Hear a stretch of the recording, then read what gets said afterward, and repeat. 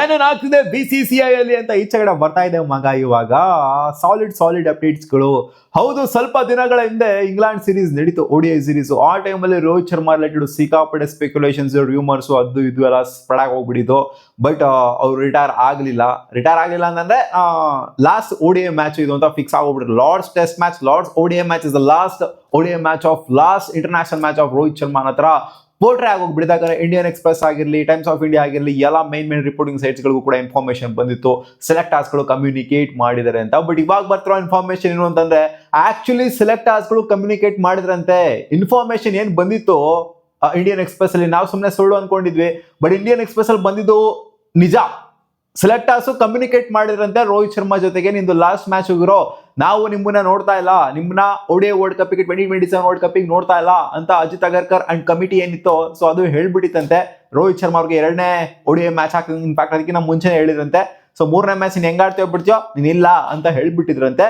But publicly ಬಂದ್ಬಿಟ್ಟು ದೈವಜಿತ್ Saikia, BCCI ನ secretary ಬಂದ್ಬಿಟ್ಟು ಪಬ್ಲಿಕ್ಲಿ ಓಪನ್ ಸ್ಟೇಟ್ಮೆಂಟ್ ಹಾಕೊಡ್ತಾರೆ. 3ನೇ ODI ಮ್ಯಾಚ್ ಹಾಕಿದಂಗೆ ರೋಹಿತ್ ಶರ್ಮಾ ಅವರು 130+ ರನ್ಸ್ ಲಾರ್ಡ್ಸ್ ಸ್ಟೇಡಿಯಂ ಅಲ್ಲಿ ಮೊದಲನೇ ಸೆಂಚುರಿನ ಆಸ್ ಎ ಇಂಡಿಯನ್ ಹೊಡಿತಾ ಇದ್ದಂಗೆ ಬಂದಂತ ಒಂದು ಸ್ಟೇಟ್ಮೆಂಟ್ ಏನು ಅಂತ ಅಂದ್ರೆ, ಎಲ್ಲ ರೋಹಿತ್ ಶರ್ಮಾ ಅವರು ನಮಗೆ ಮೈನ್, ಅವರೇ ನಮಗೆ ಮುಖ್ಯ.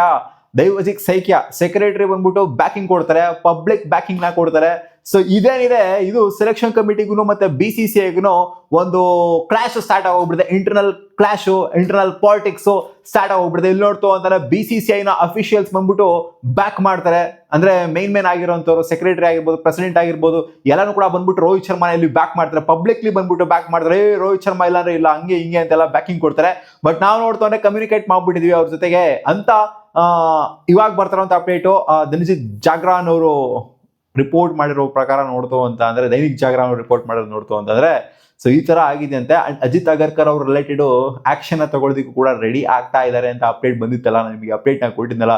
VVS ಲಕ್ಷ್ಮಣ ನೋಡ್ತಾ ಇದ್ದಾರೆ, ಮುಂದಿನ ಚೀಫ್ ಸೆಲೆಕ್ಟರ್ ಆಗಿ ಇವ್ರನ್ನ ಅಪಾಯಿಂಟ್ ಮಾಡಬೇಕು ಅಂತ ಅನ್ಕೊಂಡಿದ್ದಾರೆ. ಈ ಶ್ರೀಲಂಕಾ ಸೀರೀಸ್ ಏನಿದೆ, ಈ ಸೀರೀಸ್ ಅಲ್ಲಿ ಇನ್ ಕೇಸ್ ಏನಾದ್ರು ಇಂಡಿಯಾ ಗೆಲ್ಲೋದಿಕ್ ಆಗಿಲ್ಲ ಅಂತಂದ್ರೆ, ಟೆಸ್ಟ್ ಸೀರೀಸ್ ಅನ್ನು ಉಳ್ಕೊಂಡು ಹೋಯ್ತು ಅಂತಂದ್ರೆ, ಖಂಡಿತ ಒಂದು ಟ್ರಾನ್ಸಿಷನ್ ಇಂಡಿಯನ್ ಸೆಲೆಕ್ಷನ್ ಕಮಿಟಿ ನಾವು ನೋಡಬಹುದು ಅನ್ನೋ ತರ ಅಪ್ಡೇಟ್ಗಳು ಬಂದಿತ್ತು. ಸೊ ಅದಕ್ಕೆ ಕಾರಣ ಏನು ಅಂತಂದ್ರೆ, ಡೈರೆಕ್ಟ್ಲಿನೋ ಇಂಡೈರೆಕ್ಟ್ಲಿನೋ ಅದು ರೋಹಿತ್ ಶರ್ಮಾ ವಿಚಾರದಲ್ಲಿ ಇವರು ತಗೊಂಡು, ಸೆಲೆಕ್ಷನ್ ಕಮಿಟಿ ತಗೊಂಡಿರುವಂತ ಒಂದು ಇದೇನಿದೆ ಒಂದು ನಿಲುವು ಏನಿದೆ, ಸೊ ಏನೋ ಒಂಥರ ಗೆಟ್ ಪಾಸ್ ಕೊಟ್ಬಿಡೋಣ ಇವರಿಗೆ, ಕಳಿಸ್ಬಿಡೋಣ ಇವರಿಗೆ ಅನ್ನೋ ತರ ಕಮ್ಯುನಿಕೇಟ್ ಮಾಡಿದ್ದೇನಿದೆ.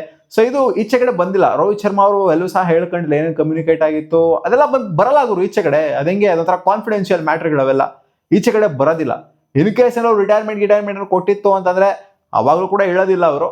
ಒಂದು 5-6 ವರ್ಷ ಆದ್ಮೇಲೆ ಈ ತರ ಒಂದು ಮ್ಯಾಟರ್ ಆಗಿತ್ತು ಅಂತ ಹೇಳೋರನ್ನ ಈಚೆಗಡೆ ಬಂದ್ಬಿಟ್ಟು. ಬಟ್ ಇವಾಗಂತೂ ಹೇಳ್ತಾ ಇರಲಿಲ್ಲ.